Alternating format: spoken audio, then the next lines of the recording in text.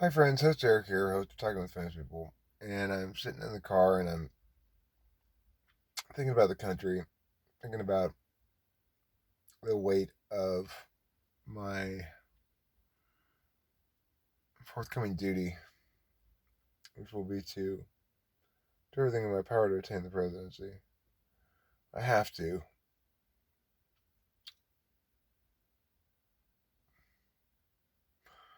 My dad keeps talking to me about how awful it is what Trump's doing to the institutions of democracy. So depressing. I just want to be like, stop. I told him before, first couple times he broached those subjects, they'd say, well, that's what I'm going to solve when I get for president. After like the third time I said, he said, well, you're not running in 2020. I know, Dad, because I'm here doing this with you. I didn't say that, but the real reason I'm not running in 2020, I realized sitting here in the car, is I need this time to coalesce precisely my vision. It's true that I'm the most qualified person in the country to be president. And that, in my mind, there's zero doubt about that. I'm probably the only person in the country qualified to be president. Uh, I have the policy knowledge. I'm a meta rational. I consistently disinterested in my calculus. I'm principled, but not dogmatic. I'm not a libertarian, but I'm still principled. And I have a good understanding of how to both respect the Constitution and this, the soul of the democracy, while concurrently dealing with the reality of the world as it is. This is important. We need a person as president who has humility, genuine humility. Now, I might come across as arrogant. The fact that I'm insisting I'm the only qualified person in the country, probably, and certainly the most qualified person in the country, to be president suggests a lack of humility, right? But it doesn't in this instance. The reason I'm the most qualified is because I understand what the office entails, and I am genuinely quite humble about it. I'm not, to be honest, I'm not really looking forward to it in any sense. It's a difficult job, one of the most difficult jobs in the world. But the thing is,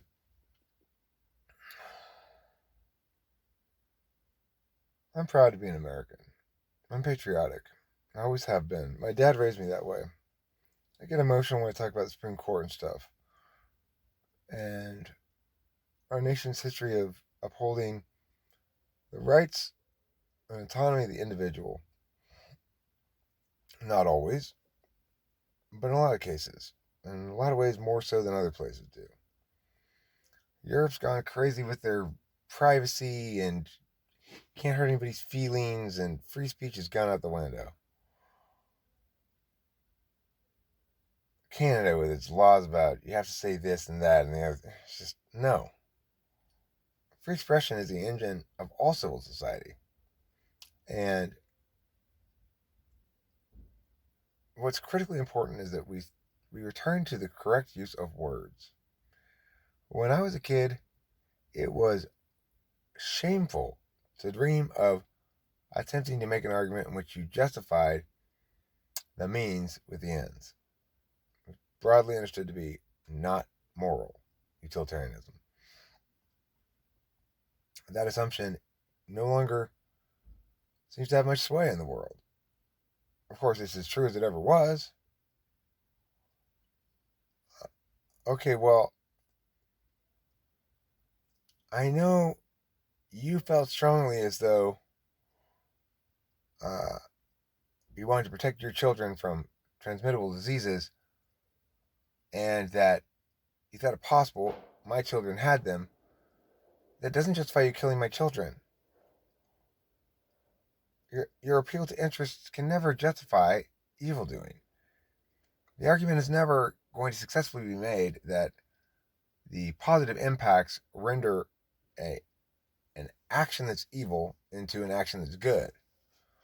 The only kind of argument you can successfully make is that the benefits of doing the thing outweighed the harms of the evil sufficiently that you decided to do the evil thing anyway, even though you knew it was evil. That argument can be made. You might even be able to successfully make the argument that we ought to do, from a prescriptive angle, the evil thing. But it's certainly not possible to make the argument that you ought to do normatively the evil thing, because evil definitionally is contraindicative of that which is normatively either permissible or obligatory. So, back to the country and the idea I was just thinking about. I really do want to solve the country's problems. Homelessness is a big problem. We've got this disastrous system called Social Security, in which 1/3 of everyone's paychecks, not everyone's, of course, not everyone's paychecks, almost everybody, most of the people who are voters, they have 1/3 of their paycheck taken away by Social Security. Presumably, it's being saved for them to pay them out in retirement. I've got some bad news for you. If you're under 40, you're never going to see a dime of that. Social Security will not be solvent by the time you retire. Why? Well, partially, a substantial chunk of it is being siphoned off to be given to people with disabilities. Remember, Social Security was supposedly a way that the government could work with the citizenry to ensure that there's a safety net for old people. We will take your money from you involuntarily, but we will save it for you, and we will guarantee that when you retire, we'll pay you back at least as much as you paid into it. Okay, great. But what if they don't save your money and they start giving it to people who have a disability? You know that Kimberly's niece, and my musical collaborator on a couple of occasions, Haley, she had a gesture of suicidal ideation or something as a teenager when her parents were going through a bunch of shit, and got to a social worker. The social worker doing an excellent job. Fought hard to get her onto federal disability. Now Haley gets a check for $2,000 a month, every month, for the rest of her life, for nothing. Here's the thing. Okay, fine. But I want everybody to get that then. Everybody should get that. There's a way we can do it. There's a couple of different ways we can do it, and I've been thinking about it. But most politicians who want to tell you they're going to give you free money have no way of paying for it and are just blowing smoke up your ass. But I've got some actual ideas. I'm different than other candidates. I'm smarter.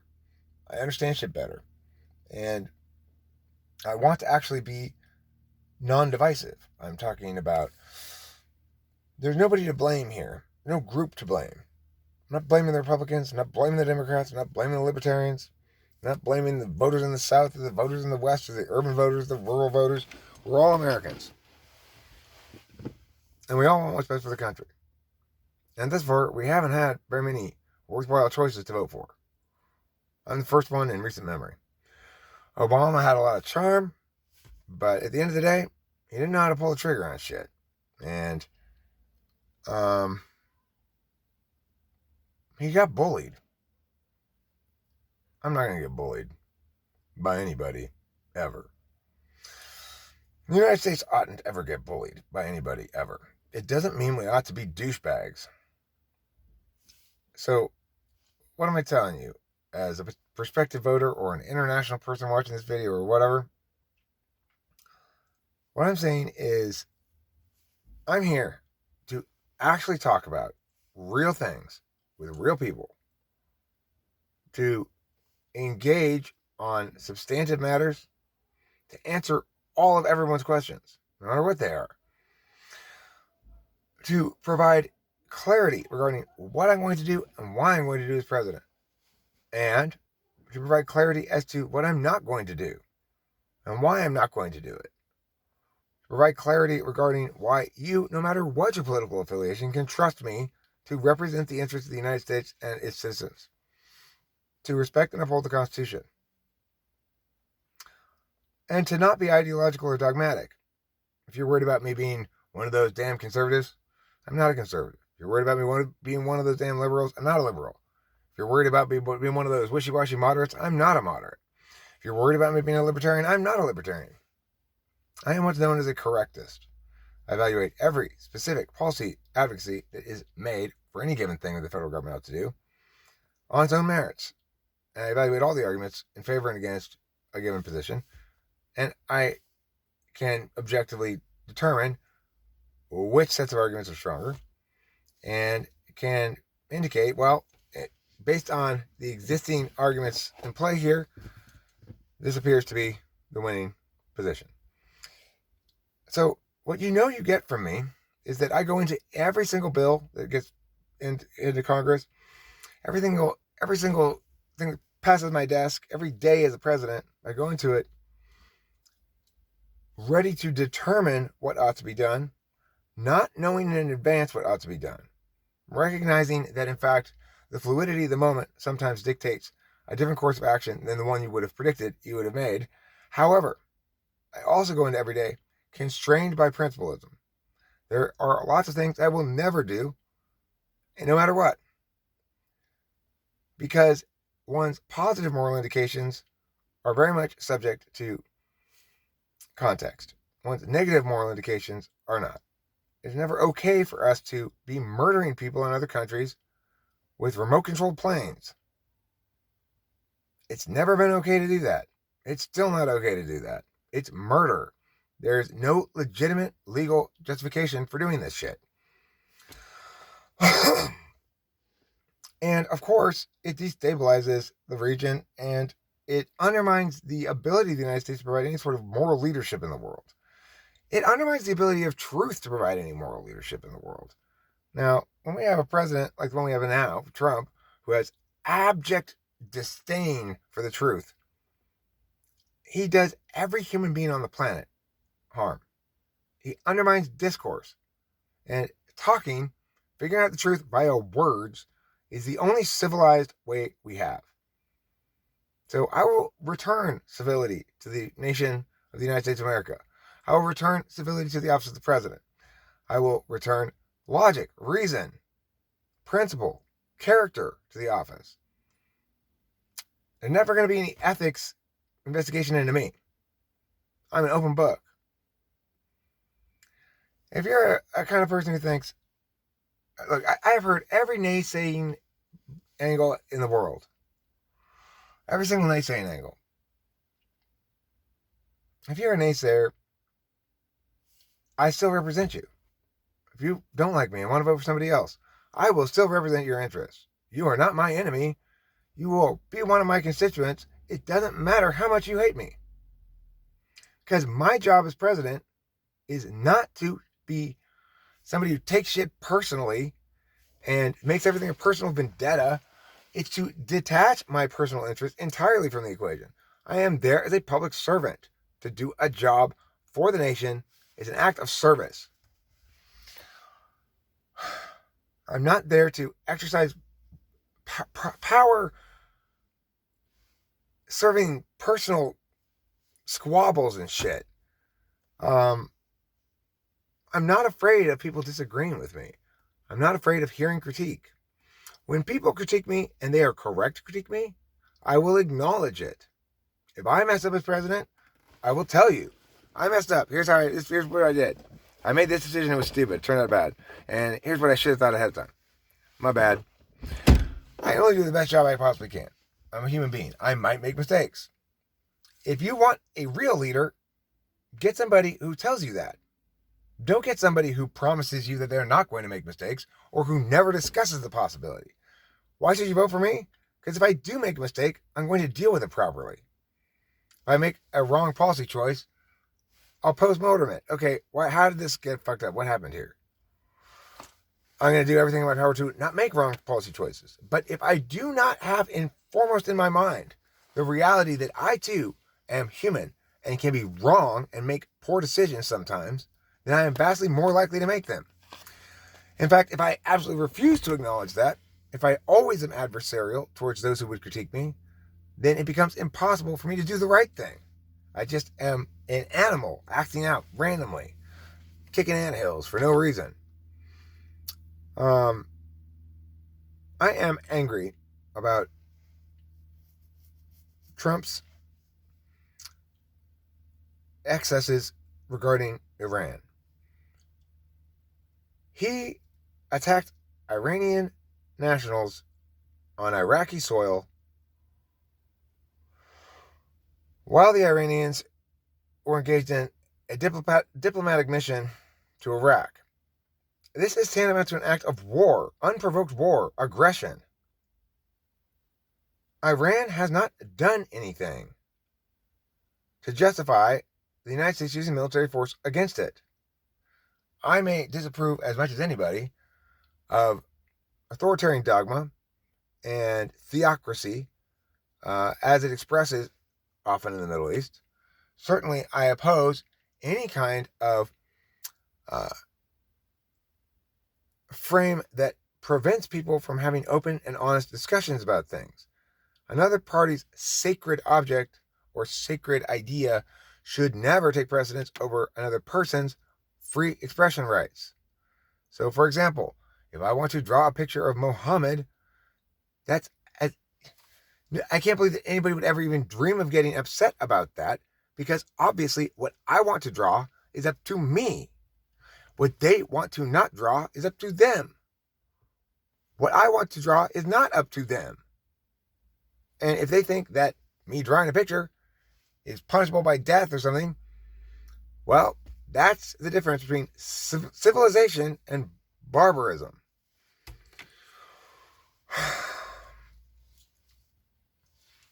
Anyway, when I become president, I'll straighten all this shit out. We're going to figure out how to talk to each other again as a country. That's number one. Because there's no reason to be... For the politicians who are out there trying to drive a wedge between sections of the population, trying to exploit the most angry subsets of their parties to maximize their own political careers, they're doing so at the expense of the country they're pretending to serve. They are a parasite upon the country instead of a representative of some constituency within the country. Politics has always been dirty. But at the end of the day, there's always been a difference between dirty and criminal. There's always been a difference between dirty and traitor.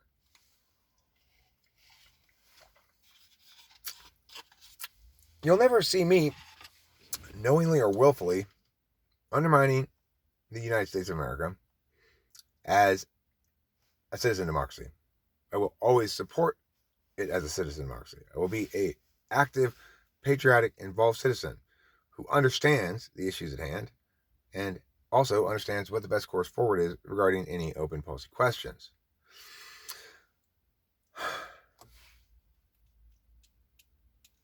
Note, though, these other politicians who are undermining the viability and health of the United States of America, who are killing our citizen democracy, by and large, don't know they're doing it. They're simply unaware that's what's happening. They are frame locked. They're so convinced that they are right about their politics and that they can generalize some evil intent into some opposing political group that they think they're helping. They don't get that they are an example of the thing that they hate. I am not an example of the thing anybody hates. I do not hate your group. I do not love your group. I'm not part of your group. I'm not part of the other guy's group either.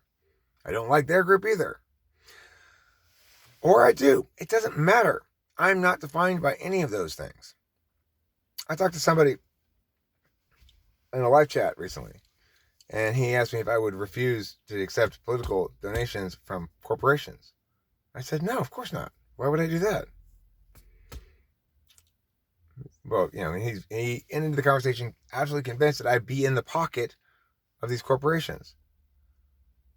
That's insane. What will be abundantly clear to any political donor to me is they can ask me what my position is on anything. I will explain what it is. If they want to lobby for some specific thing, if it is consistent with the correct position, then I will inform them, yes, that's already my position. If it's not consistent with the correct position, I'll say, that's not my position, and here's why. You're wrong in advocating for this. And at that point, they'll probably not give me any money, you know? You can't buy me. Are you kidding me? Corporations do not represent a monolithic interest group either. Corporations share some interests, mainly low regulation. Well, it's not even necessarily low regulation is the shared interest. A lot of companies would like to have more regulation because it keeps out the small competitors. But regardless, corporations are not evil in any sense of the word. A corporation is a legal fiction, which is to say it's a legal entity. It needs to be a legal entity because people want to be able to spend money that belongs to the company and not to a specific person.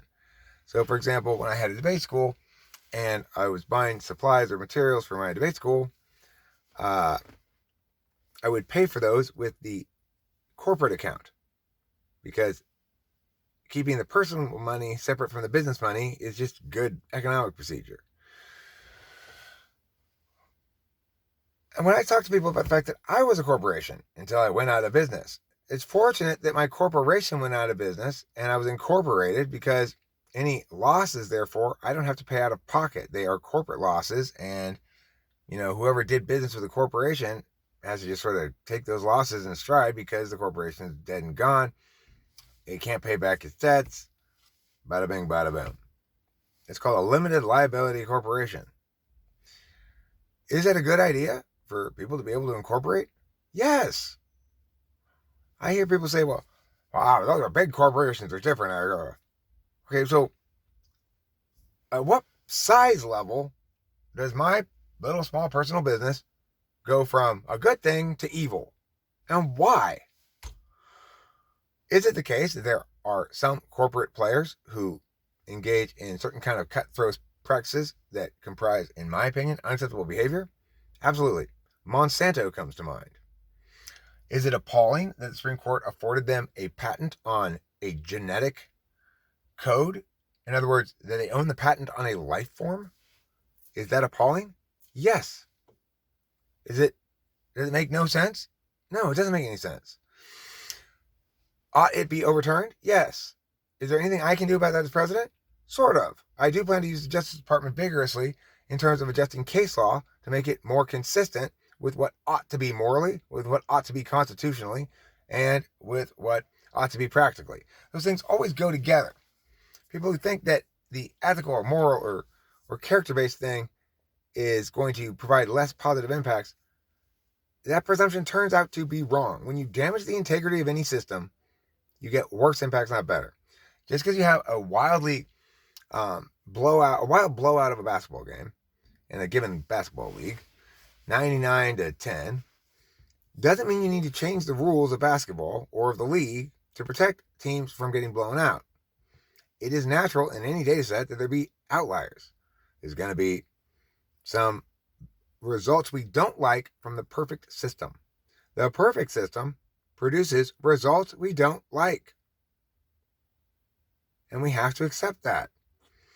The perfect system is ultimately the one that affords everybody a fair chance, that treats everybody the same, equal protection under the law, due process, and respect for the clearly stated constraints of the checks and balances of this American democracy, which include the power wells of the respective branches of government. It includes the authority of the judiciary over legal interpretation. It includes the limits of the executive to just pass essentially laws by fiat in this new mechanism that's been created in the last few decades called executive orders.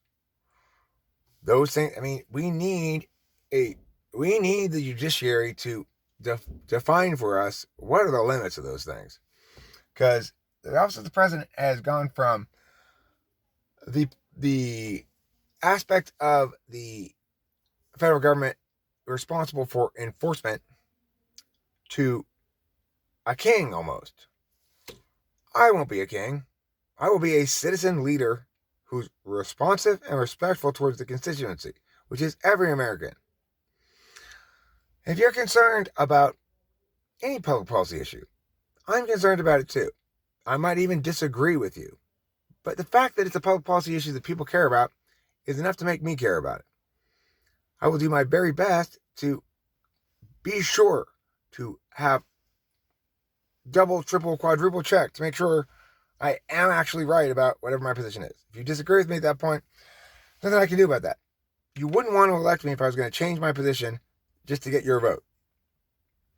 You wouldn't want to elect me if I was going to change my position because of circumstances. Because in that instance, I would be buyable by corporations. Never going to happen.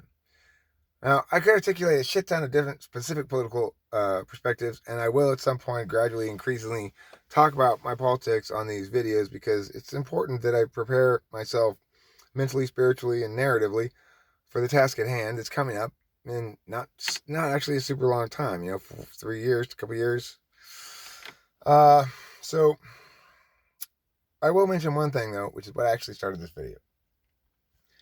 Here's a crazy idea. So the way money works is this. Every time people do work, they create new wealth that didn't exist before. Wealth is the only thing that exists in its more real sense metaphysically, and in its less real sense physically. But we have to have a physical representation of it nevertheless. So we came up with money. So because people are constantly doing new work and creating new wealth into the world, the government has to constantly pump more and more money into the economy to represent the new wealth that's being created. However, in the current system, that wealth is pumped back into the economy via the banks. The Federal Reserve gives it to the banks lend it to people, and then that's how it gets into the economy. Now, here's the thing. A lot of times people make a mistake in thinking about wealth, and they'll say something like, there's a distributional inequity because there are super rich people, 99%, and then there's the 1%, and they're super rich, and there's distributional inequity in the sense that the government is somehow giving them a larger share of the money than they're giving other people. That is just simply not the case. It's not how it works at all, but there's an element of truth to it if and when one factors in the Federal Reserve. Because the Federal Reserve makes the banks the gatekeeper to this new wealth that they're pumping into the economy, they limit the access to that new wealth to the upper third or so of the population, those that have sufficient financial wherewithal to have good relationships with banks and be able to get loans and stuff like that. So, and yet those top third of the population are not the third of the population. They're not necessarily the third that, they don't generate all the wealth that they have access to. They don't maybe only generate a third of the wealth, but they have access to all of it. Why? Because they've got certain ducks in a row that allow them to get loans. And they've got certain plans in place that mean if they do capitalize something, if they do invest capital into some sort of enterprise, that it's going to produce profit overall, and they'll be able to pay back the loan and make money in the process. So the problem with this approach to passing out money is, of course, the people who create the new wealth don't have access to it directly. They have to borrow it from the bank. And it limits the capacity of all individuals within the society to access the wealth equally. What I'm proposing is, I'm not sure why it's this way. Why don't we just have the Federal Reserve shoot everybody a check for that money instead of putting it through the banks like that? If the total amount of money in the economy is the same, either way, like in other words, if the Federal Reserve decides, okay, we need to inject another $200 billion US into the economy because we just need to, I'm not sure how they figure out how much more money to inject into the economy as well. It's sort of a by seat of your pants sort of thing, I would guess. Well, if they're going to inject 200 billion into the economy, well, why not split that up as whatever amount per person and just shoot everybody a check? What's the harm? It's not going to cause inflation. Same total amount of money in the economy as would be there otherwise, but it avoids having that wealth get stuck in places that are only accessible to people who already have wealth. And that's a legitimate complaint of the left. You know, it is true that people do not have any right to equality of outcome. They only have a right to an equality of opportunity. But it is also true they do have a genuine right to an equality of opportunity. And when the government structures things such that it so strongly favors those who are already successful over those who are still trying to become successful, then in that instance, we don't have equality of opportunity. Since the new wealth was created by all of us who work and do useful things for people, we should all have equal access to it. And we shouldn't have to borrow it because we created it. So it makes sense that if you're going to have a UBI or something, you just do it like that. It doesn't require any congressional expenditure, right? Because the money that's being put into the economy of a Federal Reserve is not money that Congress is spending. It's money that the Federal Reserve is printing and pumping into the economy to keep up with all the new wealth created by people doing work. All that new metaphysical wealth needs to be represented by physical wealth, or each existing piece of physical wealth becomes more and more valuable. So, you want your currency to be stable, of course, and the amount of currency to increase accordingly. And that's the way we do it in the US, except we have this weird gatekeeper thing in between the people and the money that is not conducive to a level playing field. It's not conducive to a free market. It's not conducive to being able to argue that wealth infusion to the economy, money infusion into the economy is done fairly. So there's always going to be people who are complaining about this. We think that there's some sort of big conspiracy. Well, why is the Federal Reserve in charge of this? It's not even part of the government. It's a private company. All this other stuff. All this nefarious deeds. Who the fuck knows why it's like this? But they had some justification at the time. They had an argument other than self-interest. It may be the case for all you INTJs out there, INFJs who think, no, it all boils down to motivations. That somebody who benefited from this, they're the ones who made it like this. And they made it like this because they wanted to benefit from it. Even if that's the case,